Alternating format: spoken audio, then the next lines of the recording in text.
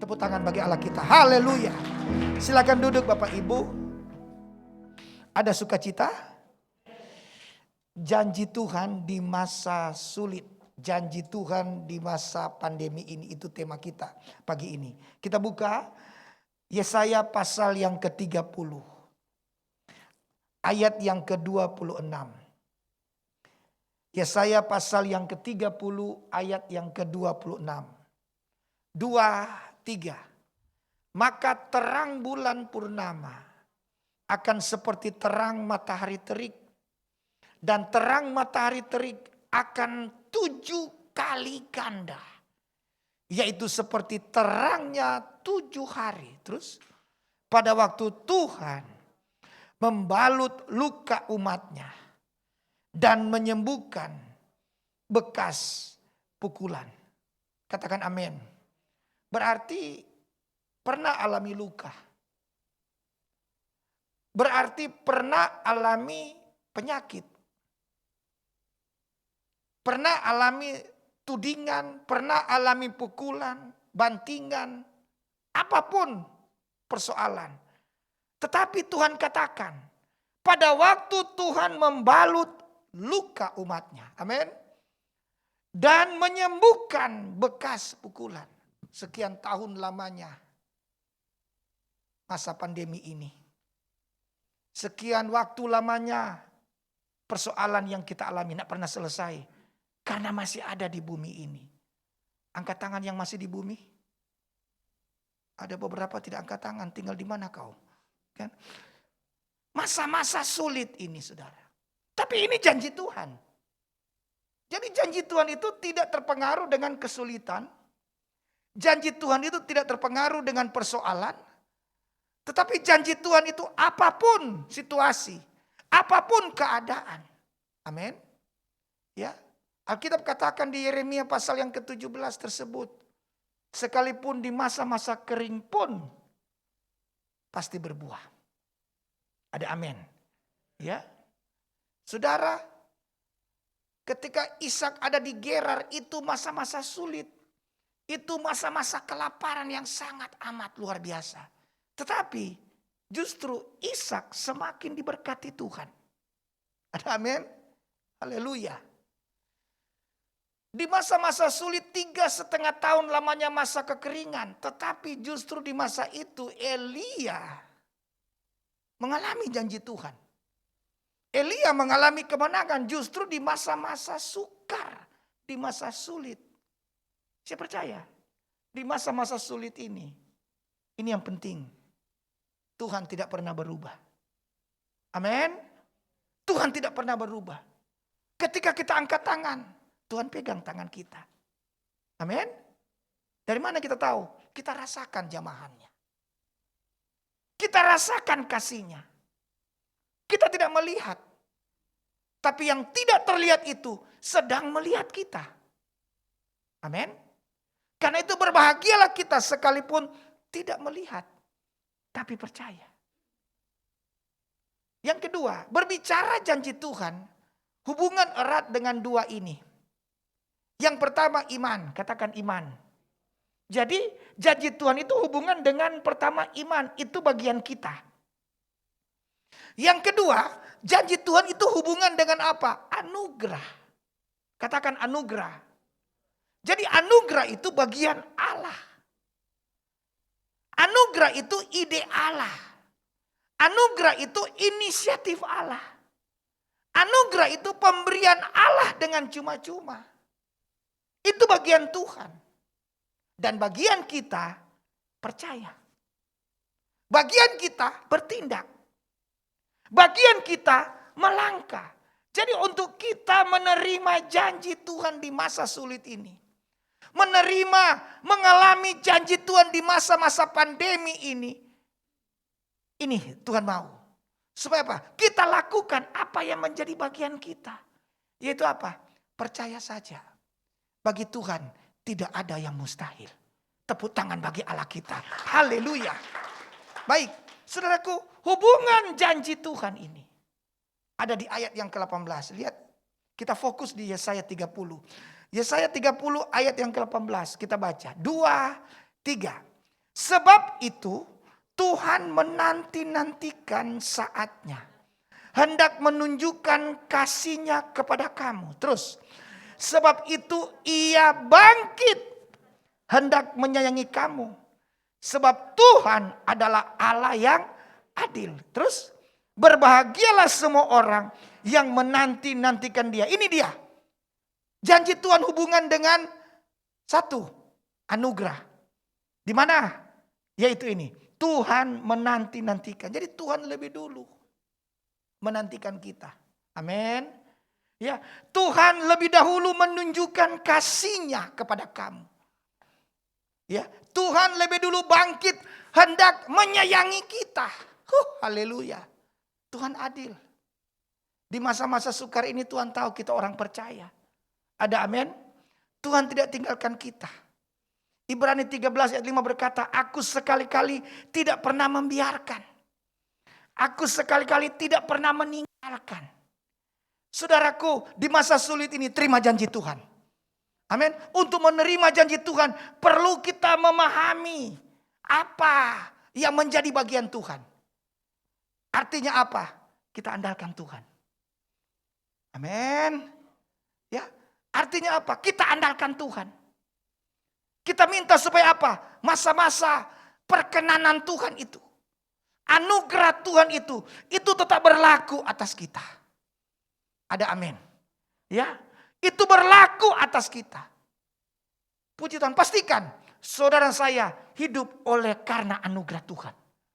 Pastikan saudara saya hanya ada karena perkenanan Tuhan. Ini bagian Allah. Dan kita buka tangan kita buka hati kita minta. Apa yang menjadi bagian Allah itu terjadi atas kita. Amin. Dan bagian kita dikatakan berbahagialah semua orang yang menanti-nantikan Dia. Inilah iman. Ini bagian kita. Melangkah dengan iman. Amin. Ini bagian kita percaya. Saya percaya di masa-masa sulit ini kita pasti terima janji Tuhan. Di masa-masa sukar ini, di masa-masa pandemi ini, kita ya yang mengalami sakit, Tuhan katakan, sembuhkan. Amin. Yang mengalami pukulan, Tuhan pulihkan bekas-bekas pukulan. Yang mengalami luka, apapun, apakah itu hati, fisik dan lain-lain.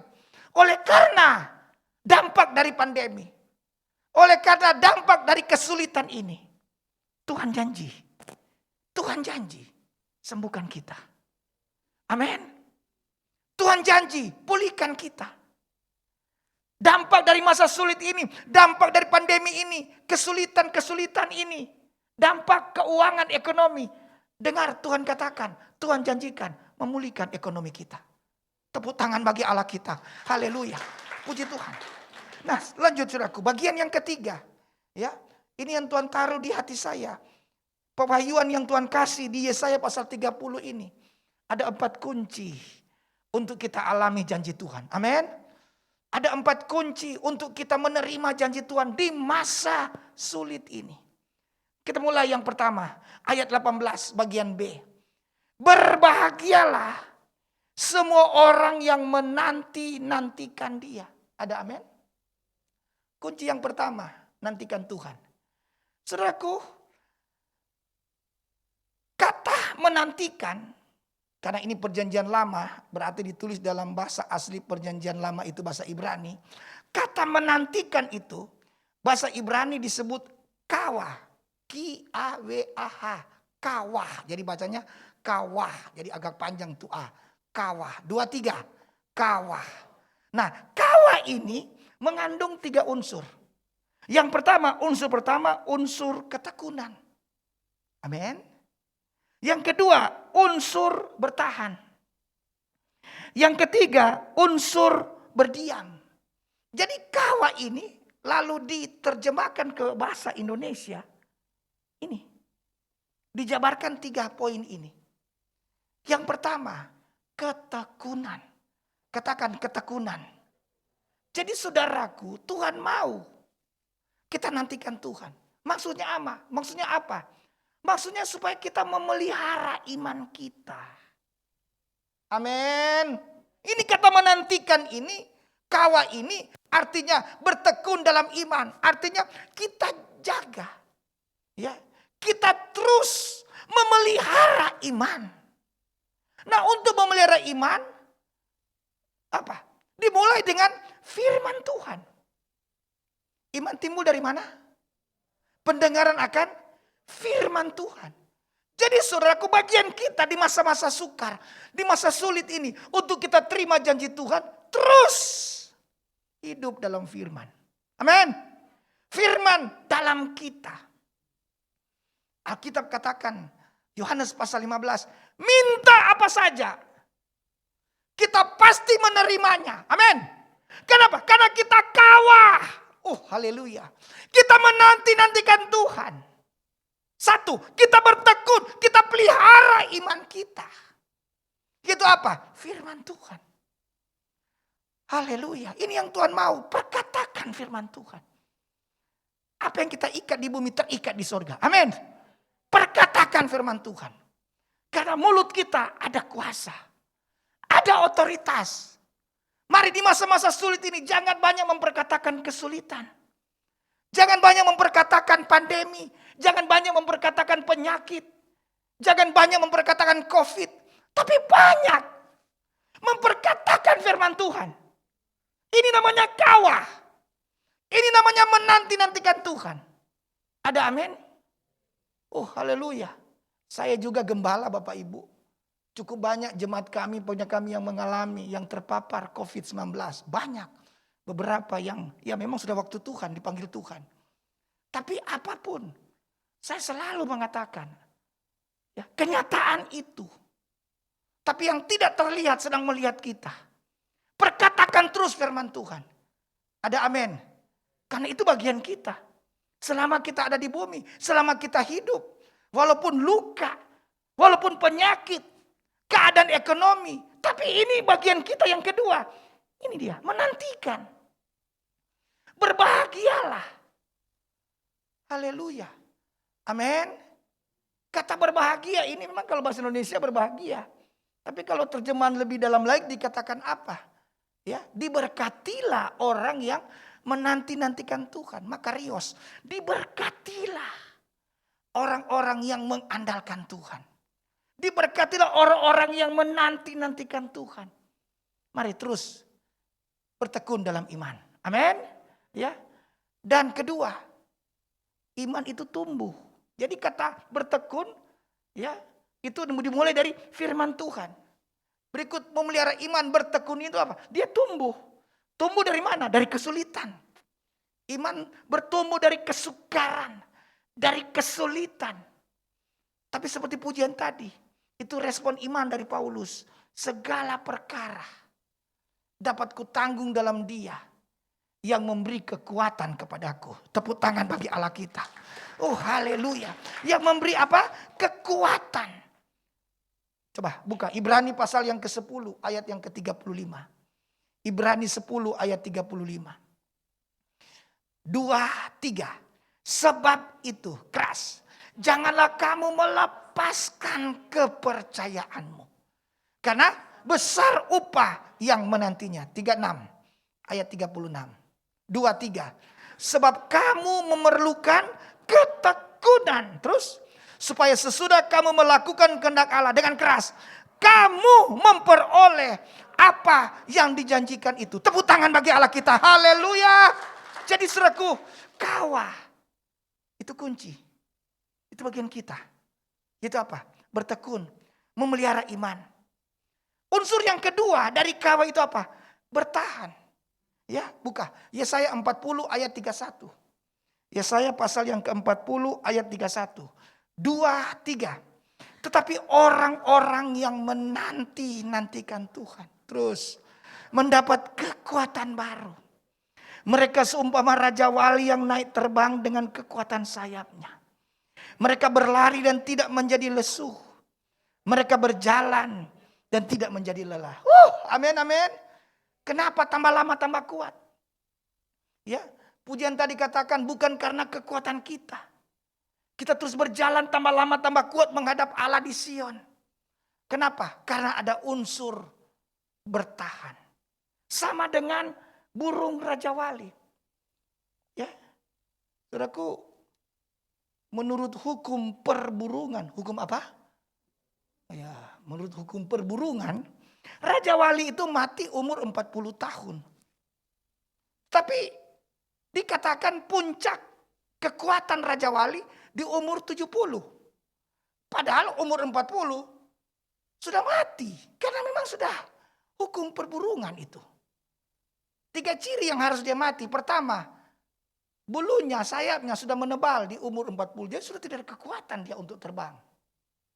Di umur 40, paruhnya ini itu udah melemah. Tidak ada lagi kekuatan untuk mematok. Karena memang udah mau mati. Ya. Di umur 40, kuku di kakinya. Itu sudah apa? Itu sudah keluar. Ya. Udah mulai rontok. Sehingga tidak ada kekuatan lagi untuk mencakar. Karena memang hukum perburungan sudah mau mati. Tetapi apa dilakukan oleh burung Raja Wali supaya apa? Bisa mencapai kekuatan di umur 70, ditambah lagi umur 30 tahun. Ini dia harus mengalami yang disebut apa? Proses perubahan. Katakan proses perubahan. Saya percaya di masa sulit ini proses. Amin. Di masa pandemi ini proses. Tapi ujung-ujungnya ada perubahan. Tadi janji Tuhan. Ada pukulan. Ada penyakit. Tapi disembuhkan. Ada luka. Tapi dibalut. Itu janji Tuhan. Ada amin? Itu dialami oleh burung Raja Wali. Dia harus mengambil keputusan. Dia harus ambil pilihan. Bertahan atau mati. Tetapi dia mengambil keputusan untuk bertahan. Dan untuk bertahan itu proses. Ini masa-masa proses yang kita alami. Tapi dengar Tuhan katakan. Di tengah proses ada Tuhan. Amin. Di tengah gelombang ada Tuhan. Di tengah kesulitan ada Tuhan. Sadrak, Mesak, Abednego di dapur api. Luar biasa panasnya, sampai 7 kali lipat. Sampai yang bawah mati. Apalagi orang yang di dalamnya. Berapa kali mati itu. Tapi tidak mati-mati. Karena ada pribadi di situ. Ada Tuhan di situ. Di masa-masa proses ini ada Tuhan. Amin. Tuhan hadir. Ini perubahan yang akan kita alami.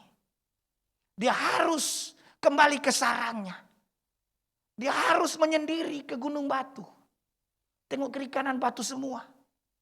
Tengok kiri kanan di mana Tuhan. Tengok kiri kanan masalah, kesulitan. Kapan selesai. Tapi itu yang disebut dengan kawah. Itu disebut dengan apa? Bertahan. Nggak lihat apa-apa. Seolah-olahnya Tuhan ada di mana. Ya, mana mujizat, mana kok tambah buruk keadaan. Itu kenyataan. Tapi bertahan. Haleluya. Proses yang luar biasa. Penderitaan yang luar biasa. Bagaimana Raja Wali harus menabrak dirinya ke batu. Sampai patah paruhnya. Bagaimana paruhnya yang sudah semakin hari semakin kuat. Harus mencabut bulu-bulu. Sayap yang sudah menebal. Sakitnya luar biasa. Bagaimana harus mencabut kuku di kakinya. Sakitnya luar biasa. Tapi puji Tuhan, dia terus bertahan. Akhirnya apa? Muncul kuku yang baru. Amin. Dia terus bertahan. Akhirnya apa? Mulai tumbuh sayap. Dan semakin hari semakin kuat. Wow, dan waktunya nak mudah. Prosesnya 150 hari lamanya. 150 hari. Saya tidak tahu saudara. Berapa hari? Berapa minggu? Berapa bulan? Berapa tahun? Mungkin ada yang angkat tangan, Pak Pendeta, jangan saya dong yang tahun, kalau bisa hari. Itu urusan Tuhan. Kenapa? Karena Tuhan izinkan kesulitan. Tuhan tahu kapasitas kita. Tuhan tahu kemampuan kita. Oh, yang ibu ya 5 hari. Bapak 5 tahun. Oh, kok lama banget. Tapi Tuhan tahu kekuatannya. Ada amin?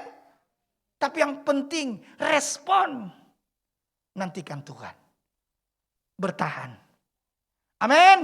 Dan tidak selamanya dalam kondisi itu janji Tuhan menyembuhkan, memulihkan, membalut luka-luka kita. Sehingga kita terima janji Tuhan di masa sulit. Mengapa? Karena kita siap dibentuk. Siap diproses menuju suatu perubahan. Sehingga janji Tuhan digenapi. Beri kemuliaan bagi Allah kita. Haleluya. Menantikan yang ketiga tadi. Unsur yang ketiga ada kata diam. Mazmur 27 ayat 4 berkata, Daud katakan, satu hal yang telah kuminta. Amin. Yaitu apa? Diam di rumah Tuhan. Jadi unsur kata diam itu apa? Ada di hadirat Tuhan. Melekat dengan Tuhan. Tiap hari kita baca Mazmur 91. Tahukah di mana kuncinya?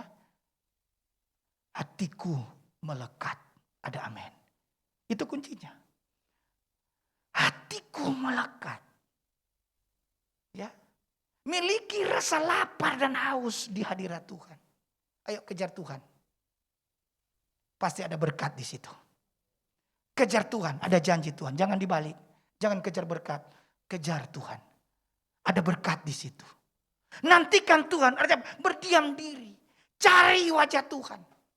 Tidak salah kita lihat tangan Tuhan yang memberkati. Tapi jangan cuma fokus di tangan Tuhan. Lihat wajahnya. Betul kan? Saya lihat wajah Bapak, ya kan? Bapak lihat saya. Kita berdua terjadi pandang memandang. Ya kan? Kan lirikannya. Bapak lagi tertawa atau Bapak lagi sedih, saya lihat. Begitu juga Bapak lihat saya. Karena kita sama-sama melihat wajah. Gitu loh. Kalau saya lihat tangan Bapak. Tuh. Saya cuma lihat di tangan Bapak. Tapi saya nggak lihat wajah Bapak lagi senang sama saya atau tidak. Ketika kita ada di hadirat Tuhan, kita menantikan Tuhan, kita lihat senyumnya Tuhan. Ya, ini kok sepertinya marah. Ya itu berarti apa? Ada dosa dari kita yang Tuhan marah, Tuhan cemburu. Ya kita peka. Amin. Kita peka. Makanya peka dengan PK beda-beda tipis itu.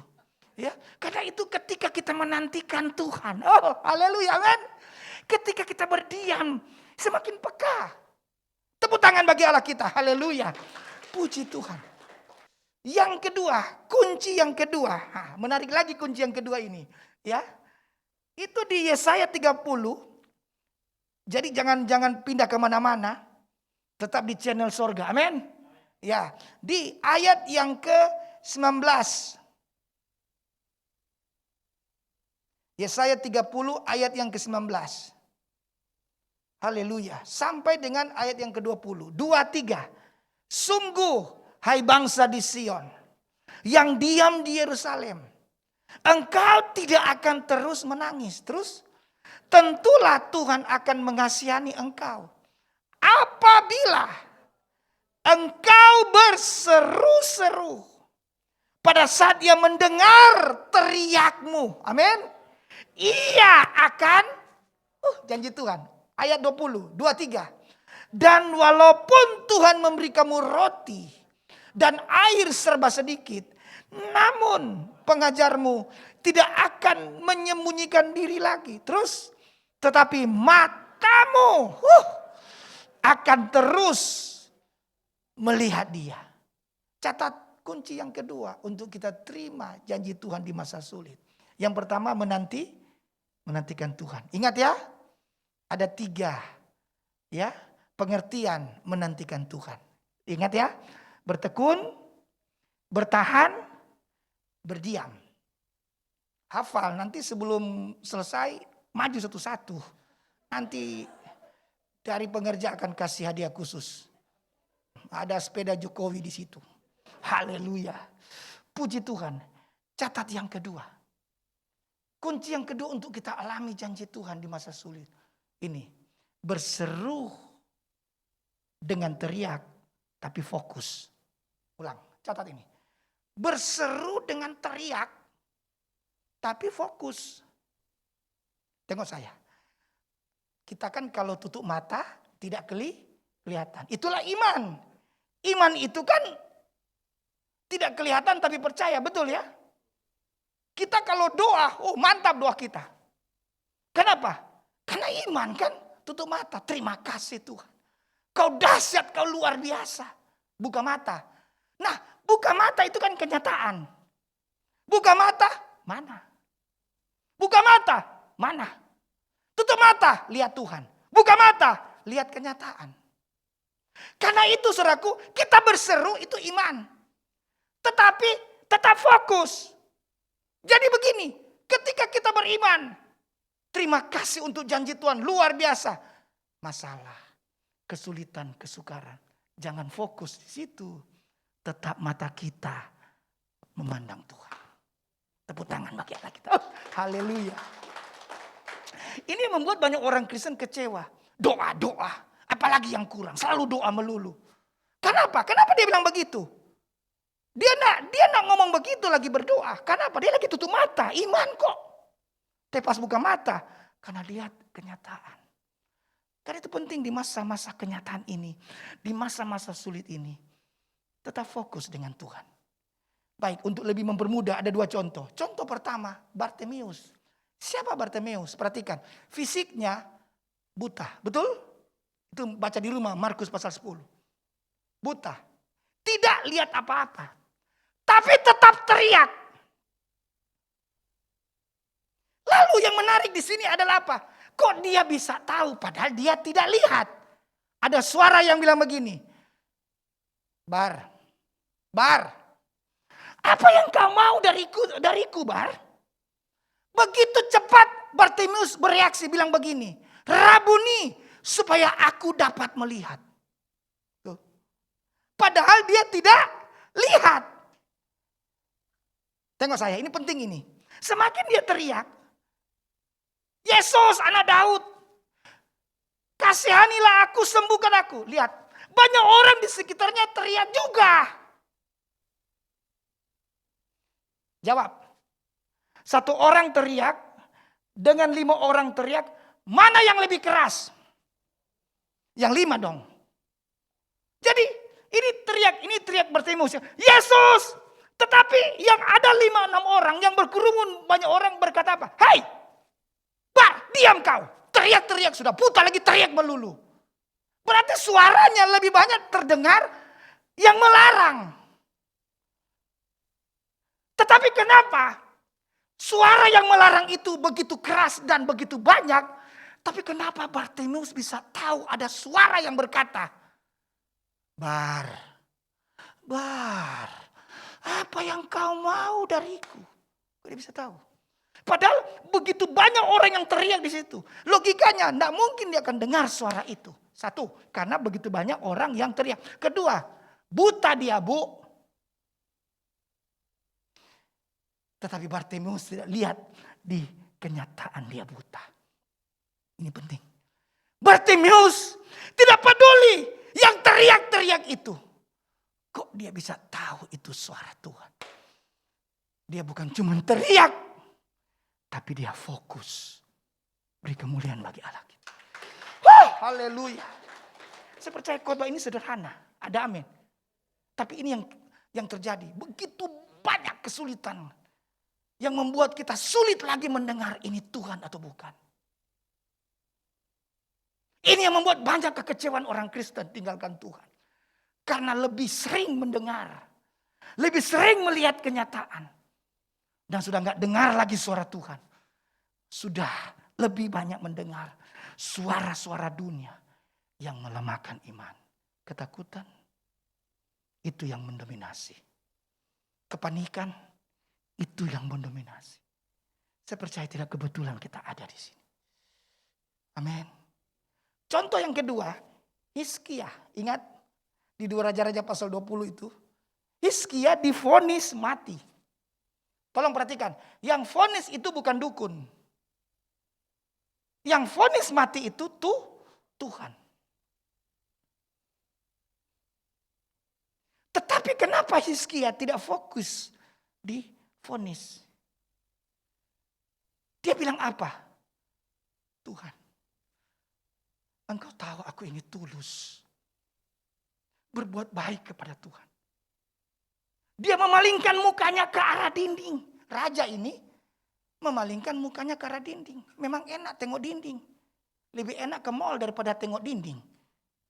Dan Hizkia menangis dengan sangat. Menangis dengan sangat itu sudah air mata itu. Air hidung, air mulut jadi satu kesatuan itu.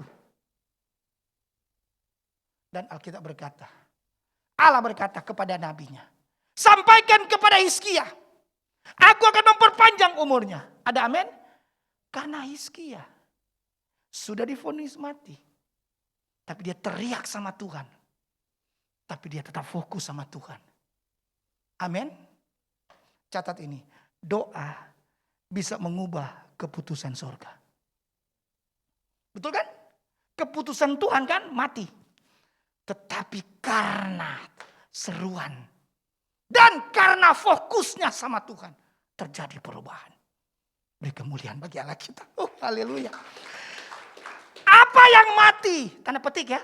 Apa yang mati di keluargamu? Hubungan suami istri? Sudah diambang perceraian? Itu kan vonis. Tidak kebetulan kau datang hari ini. Apa yang mati? Hubungan dengan anak-anak? Apa yang mati? Hubungan dengan penyakit? Bagi Allah tidak ada yang mustahil. Apa yang mati? Keuangan. Itu keadaan. Tetapi berserulah dengan teriak sama Tuhan. Tapi tidak cukup teriak, tetap fokus. Tetap pandang Tuhan. Tetap percaya, jangan banyak percaya akan dunia ini. Siapa yang mengalahkan dunia? Iman kita. Jangan dunia yang mengalahkan iman. Iman yang mengalahkan dunia. Tepuk tangan bagi Allah kita. Oh, haleluya. Puji Tuhan. Yang ketiga. Ayat 22. Yesaya 30 ayat 22. 23. Engkau akan menganggap najis patung-patungmu yang disalut dengan perak atau yang dilapis dengan emas. Engkau akan membuangnya seperti kain cemar sambil berkata kepadanya. Ini tanda seru ini. Jadi kalau tanda seru bacanya gimana? Keluar, begitu. Kan tanda seru ini. Bacanya gimana? Keluar, itu dong.